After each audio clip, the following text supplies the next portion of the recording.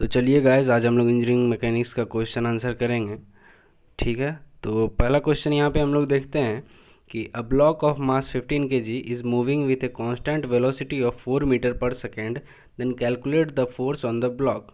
ठीक है, तो यह जो सवाल है इसमें कह रहा है कि कोई ब्लॉक है, उसका मास 15 kg है और वह कांस्टेंट स्पीड या constant velocity 4 metre per second के स्पीड से चल रहा है। ठीक है, तो एक्सेलरेशन क्या हो जाएगा, यहाँ पे जीरो हो जाएगा। ठीक है, मास दिया हुआ है, एक्सेलरेशन जीरो हो जाएगा, तो फोर्स क्या हो जाएगा, मास इंटू एक्सेलरेशन जीरो ही हो जाएगा। ठीक है, यहाँ पे देखिए मैंने यहाँ पे बनाया है इसे, देखिए ये जो है मास 15 kg, ठीक है, और ये 4 metre per second constant velocity होने के कारण एक्सेलरेशन जीरो हो जाएगा।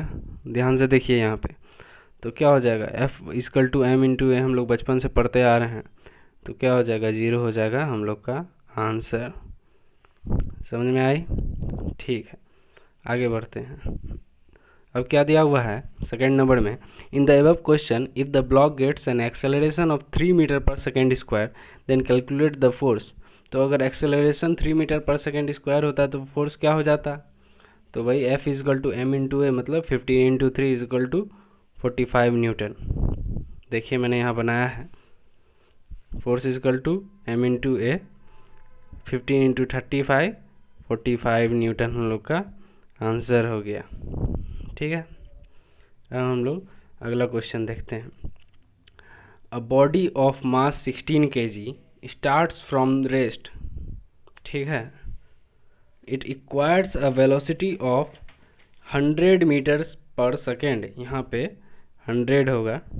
ठीक है, साफ साफ दिखाई नहीं दे रही होगी, तो 100 meter per second after it has travelled a distance of 200 meters calculate average force exerted on the body.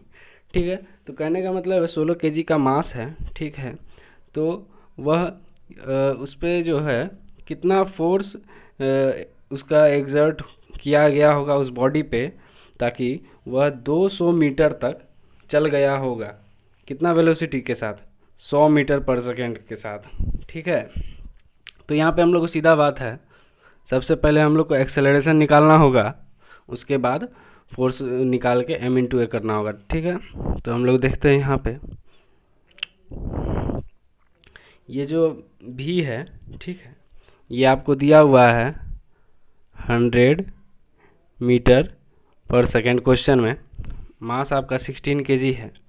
ठीक है, तो u जो हो जाएगा आपका ज़ीरो होगा, क्योंकि स्टार्ट जो हो रहा है ये रेस्ट से हो रहा है।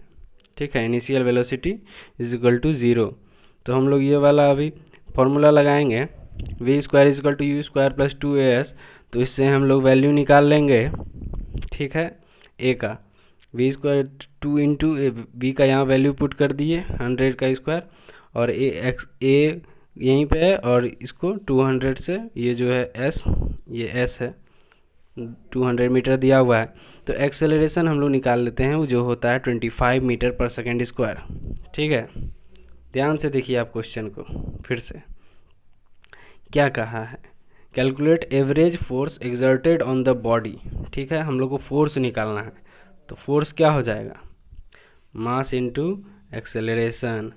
ठीक है, तो मास कितना है 16 kg, एक्सेलरेशन 25, तो 400 न्यूटन हो जाएगा हम लोग का आंसर।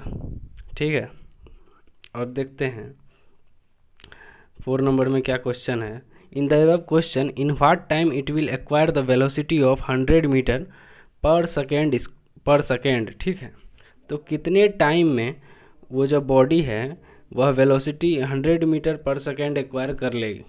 ठीक है, तो कितने मिनट में कर लेगी, तो इसको निकालने के लिए हम लोग सिंपल सा है, v is equal to u plus a t वाला फॉर्मूला पुट कर देंगे। ठीक है, v is equal to u plus a t, तो उससे क्या हो जाएगा, v जो है 100 यहाँ पे है, u जो हो जाएगा हम लोग का ज़ीरो हो जाएगा, और एक्सेलरेशन जो हो जाएगा 25, तो क्या हो जाएगा, t is equal to 100/25 is equal to 4 second हम लोग का आंसर हो जाएगा। ठीक है, नेक्स्ट क्वेश्चन की ओर हम लोग देखते हैं 5 नंबर में, there is a block of mass 40 kg. A force of 60 Newton is applied upon it. Calculate the time in which the block will acquire a velocity of 30 metre per second. ठीक है, तो इसमें कहा गया है कि 60 Newton का force apply हो रहा है, कोई बॉडी है, कोई ब्लॉक है जिसका मास 40 kg है, तो कितने समय में वह ब्लॉक का वेलोसिटी जो है वो 30 मीटर पर सेकेंड हो जाएगा. ठीक है, तो इसको निकालने के लिए हम लोग क्या करेंगे, तो वही फंडा है, एक्सेलरेशन निकालना है फिर टाइम निकाल देना है. ठीक है, तो हम लोग देखते हैं इसका आंसर कैसे बनता है सॉल्यूशन. तो यहाँ पे देखिए, इस हिसाब से यहाँ पे मास दिया हुआ है 60 न्यूटन का जो फोर्स अप्लाई हो रहा है, और यही निकालना है कि 30 मीटर पर सेकेंड का स्पीड होते होते कितना टाइम लगेगा. ठीक है, तो F equal to M into A ये हम लोग जानते हैं, तो वही वैल्यू पुट कर देंगे. F 60 और मास 40, एक्सेलरेशन निकल गया हम लोग का 1.5 मीटर पर सेकेंड स्क्वायर. ठीक है, अब देखिए एक्सेलरेशन निकल गया, तो अब क्या करना है, सीधी सी बात है, टाइम निकाल लेना है. इनिशियल वेलोसिटी जो हमें है हम लोग का u, वह क्या होगा, 0 मीटर पर सेकेंड, और v जो है यहाँ पे दिया हुआ है 30, तो हम लोग का जो और एक्सेलरेशन जो है वह 1.5 हम लोग यहाँ ऊपर में निकाले हुए हैं. ठीक है, तो टाइम जो हो जाएगा हम लोग का यहाँ पे निकल गया 20 सेकेंड. ठीक है, बन गया, बहुत इजी है, फटाफट देखेंगे, टाइम वेस्ट नहीं करना है हम लोग को. Next question, a spring balance is kept horizontally, its two ends are pulled by force of 5 kg, then what will be its reading. कहा गया है कि एक स्प्रिंग है, ठीक है, उसका बैलेंस जो होता है स्प्रिंग बैलेंस आप लोग देखे होंगे, नहीं देखे होंगे तो यह आपको नहीं समझ में आएगा, अगर देखे होंगे तो यह आप मुझबानी बोल दीजिएगा इसका आंसर. तो दोनों तरफ से अगर 5 kg का फोर्स से खींच रहे हैं हम लोग, पुल मतलब होता है खींचना, तो इसका रीडिंग कितना बताएगा, कितना kg बताएगा. ठीक है, तो कुछ इस टाइप का रहता है स्प्रिंग का, जो वो रहता है ऐसे ऐसे करके, तो यहाँ पे रीडिंग होता है. ठीक है, तो यहाँ पे रीडिंग जो होगा वह जितना इधर जा रहा है उतना उधर जाएगा. ठीक है, तो 5 kg ही बताएगा रीडिंग. समझ में आया, जितना खिंचाएगा, चाहे एक तरफ खिंचाए चाहे दो तरफ खिंचाए, रीडिंग 5 kg ही बताता है, क्योंकि बीच से रीडिंग होता है. ठीक है, तो अब हम लोग को आगे देखना है 7 number. A body of mass 10 gram is moving with a constant velocity of 4, यहाँ पे क्या है, dm पर सेकेंड, मतलब डेसीमीटर पर second, on a frictionless table. ठीक है, फ्रिक्शन नहीं है, फ्रिक्शनलेस टेबल है. Calculate the force on the table. ठीक है, तो यहाँ 10 ग्राम का मतलब कि हो जाएगा, आप इसको चेंज कर दीजिए 0.01 kg, और 4 डेसीमीटर पर सेकेंड को आप कर दीजिए 0.4 मीटर पर सेकेंड. ठीक है, तो सिंपल सा बात है ना कि एक यहाँ पे एक ऐसे करके ब्लॉक रखा हुआ है जिसका मास है 0.01 kg, और उसको 4 मीटर पर सेकेंड का स्पीड से जा रहा है, तो वो उसका बॉडी जो होगा, मतलब टेबल पे जो फोर्स कितना लगेगा, जितना वेट है उसका. ठीक है, तो वेट का क्या होता है, वेट जो होता है इक्वल टू mg. ठीक है, तो m दिया हुआ है 0.1, g 9.8 होता है. ठीक है, तो कैलकुलेट कर लेना है. देखिए मैंने कैलकुलेट किया है, देखिए यहाँ पे मैंने इसे चेंज कर लिया. ठीक है, उसके बाद ये है आप लोगों का फिगर. ठीक है, देख लीजिए ध्यान से. फिर उसके बाद W is equal to mg. ठीक है, अब मैंने इसको चेंज कर दिया था, तो मैंने लिख दिया न्यूटन को, फिर उसके बाद डाइन में. जैसा कि हम लोग जानते हैं कि जो 1 न्यूटन होता है, ठीक है, कितना डाइन होता है, 10⁵ डाइन. ठीक है, तो इसे कन्वर्ट कर लेना है और हम लोग का आंसर इतना निकल जाएगा. ठीक है, सिंपल सी बात है. ठीक है, क्वेश्चन में कह रहा था टेबल पे कितना फोर्स लग रहा है, तो वही जानने के लिए, तो टेबल पे जो फोर्स लग रहा है वो तो वेट का ही लग रहा है ना, नॉर्मल, तो वो जो हो जाएगा W इक्वल टू mg. ठीक है, नेक्स्ट क्वेश्चन की ओर देखते हैं हम लोग. अ body of mass 45 kg is moving with a constant velocity of 10 meter per second. A constant force acts on the body for 4 seconds and the speed of the body becomes 2 meter per second in opposite direction. Calculate the acceleration produced. तो simple सी बात है, कह रहा है कि 45 KG का कोई body है, 45 केजी मास का कोई बॉडी है, ठीक है, वह कांस्टेंट वेलोसिटी मतलब 10 मीटर पर सेकेंड जो उसका कांस्टेंट वेलोसिटी है, इनिशियल वेलोसिटी के स्पीड से जा रहा है, ठीक है, 4 सेकेंड बाद, ठीक है, उस बॉडी का जो स्पीड हो जाता है वह 2 मीटर पर सेकेंड हो जाता है, वो भी अपोजिट डायरेक्शन में। समझ में आ रही है बात? अपोजिट डायरेक्शन में। तो जो एक्सेलरेशन जो प्रोड्यूस होगा वह क्या होगा? तो सबसे पहली बात यह है कि जो यहाँ 4 सेकेंड बाद जो यह 2 मीटर पर सेकेंड हो गया है वह भी अपोजिट डायरेक्शन में। इससे यह समझ में आता है कि यह बॉडी जो है इस तरफ की ओर जा रहा है, पहले इस तरफ की ओर जा रहा था, अब यह 4 सेकेंड बाद इस तरफ की ओर जा रहा है, तो यह एक्सेलरेशन ना होकर यह रिटार्डेशन है, ठीक है, आगे देखेंगे हम लोग, इसलिए आंसर भी माइनस में दिया हुआ है, ठीक है। तो इसका सॉल्यूशन हम लोग देखते हैं।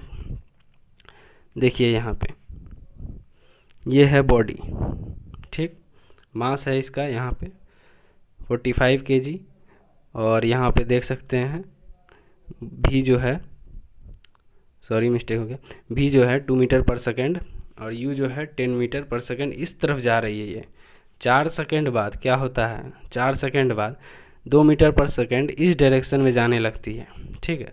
तो एक्सेलरेशन का फॉर्मूला हमको पता है, v-u/t, ठीक है। तो फाइनल वेलोसिटी क्या हुआ 2, वह भी लेफ्ट डायरेक्शन में जा रहा है, हम लोग इस साइड को पॉजिटिव मानेंगे, टेकिंग पॉजिटिव इस साइड को, तो ये वाला साइड जो है निगेटिव हो जाएगा, ठीक है।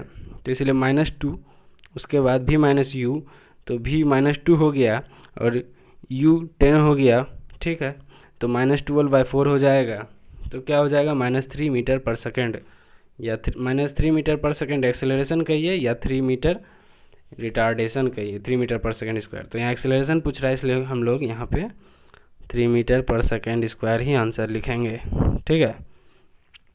अब हम लोग आगे की ओर बढ़ते हैं। 9 नंबर में, the air from a hole in a balloon escapes with uniform rate of 4 meter per second if the balloon contains 10 gram of air and if it shrinks completely in 2.5 seconds, then calculate the mean force acting on the balloon। ठीक है, question simple सी बात है, question आप देख लीजिए बढ़िया से, pause करके पढ़ लीजिए अपने से।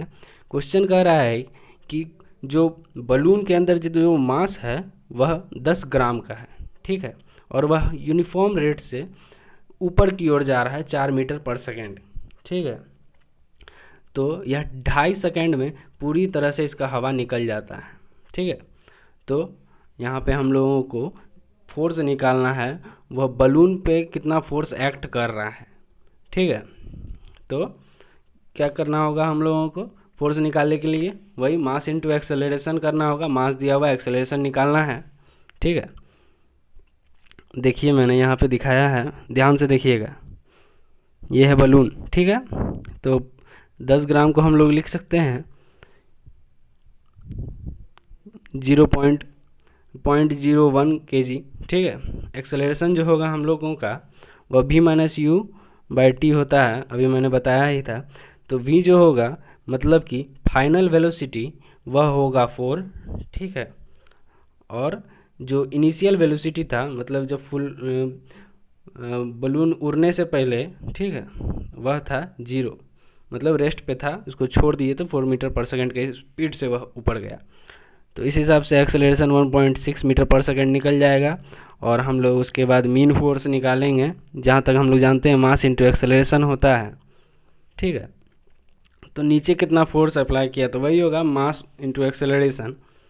आप लोग को ज़्यादा सोचना नहीं है, धड़ाधड़ बनाते हुए निकलना है, ठीक है, वहाँ पे। तो इसको चेंज कर देना है, अब यह न्यूटन में निकला, अब इसको चेंज कर देना है डाइन में, जैसा कि मैंने बताया आपको कि 1 Newton is equal to 10⁵ dyne होता है, तो चेंज कर देना है, ठीक है। अब हम लोग नेक्स्ट क्वेश्चन देखते हैं। 2 blocks M and N mass 8 kg and 4 kg are arranged as shown in the figure. They are kept on a smooth horizontal surface. A horizontal force of 6 Newton is applied on the first block due to which they move with constant acceleration. Calculate the force between the blocks. अब यहाँ पे देखिए question क्या कर रहा है कि दोनों जो ब्लॉक्स के बीच में जो फोर्स जनरेट हो रहा है वह क्या होगा। ठीक है, आप लोगों को पहले ये क्वेश्चन समझ में आया? नहीं आया तो सुनिए। दो मास है, ठीक है, दो ब्लॉक्स जिसका मास है जो m और n है, जिसका मास है 8 kg और 4 kg। तो जो m पे है मतलब कि पहला वाला बॉडी पे 8 kg बॉडी पे 6 न्यूटन का फोर्स अप्लाई हो रहा है, उसके कारण n जो है उस पर भी कुछ न्यूटन का फोर्स अप्लाई हो रहा होगा, और m और n के बीच में कुछ फोर्स उन दोनों के बीच में होगा, तभी ना n आगे की ओर ठेलाएगा। समझ में आ रही है बात? इसी की तरफ n भी आगे खिसकेगा। तो इसी तरह से निकालना है हम लोगों को यह बीच में कितना फोर्स एग्जर्ट कर रहा है। ठीक है, तो अब हम लोग को देखते हैं, हम लोग नीचे की ओर कुछ इस टाइप का फिगर है, आप लोग ध्यान से देखिए, समझ में आ रहा है? अब देखिए सीधा बात, हम लोगों को क्या करना है कि एक जो कॉमन एक्सेलरेशन होगा वह निकाल लेना है, क्योंकि a मान लेना है, क्योंकि जो F इजिकल टू होता है वह m इंटू ए होता है। ठीक है, तो F जो है वह 6 न्यूटन यहाँ पे दिया हुआ है। ठीक है, तो कॉमन मतलब दोनों बॉडी पे जो एक्सेलरेशन लगेगा, दोनों बॉडी को एक मान के हम लोग चलें तो जो कॉमन एक्सेलरेशन है वह a हम लोग मान लेंगे। ठीक है, और जो फोर्स लग रहा है इन दोनों के बीच में उसे हम लोग क्या मान लेंगे? P मान लेंगे, कुछ भी मान सकते हैं, P मान लिए। ठीक है, तो क्या हो जाएगा? Force for the second block क्या हो जाएगा तब? Mass into acceleration. ये जो सेकेंड ब्लॉक है दोनों का भी मास इंटू एक्सेलरेशन ही होता है, तो यहाँ जो मास क्या है 4 kg, एक्सेलरेशन a माने थे तो 4a। ठीक है, और दूसरा देखने हैं यहाँ पे कि हम लोग क्या यहाँ लिखे हैं, force for the first block. तो 8 kg वाला ब्लॉक था वो पहला वाला, तो ये मास इंटू एक्सेलरेशन क्या हो जाएगा? 8a हो जाएगा। ठीक है, तो अब जो 6 न्यूटन का जो बॉडी, दोनों बॉडी पे इसे फोर्स लग रहा है इधर से 6 न्यूटन, तो यह तो पार्ट हो जाएगा ना, इसमें थोड़ा न्यूटन फोर्स लगा, इसमें फिर उतना कुछ लगेगा तब ना बॉडी आगे जा रहा है। तो इस बॉडी को अगर हम लोग P माने हैं तो इस बॉडी पे जो फोर्स लग रहा है वह सीधा बात है 6 माइनस P हो जाएगा। बात समझ में आई? नहीं समझ में आ रही है तो बोलिए। ठीक है, तो इसको मिटा देता हूँ मैं।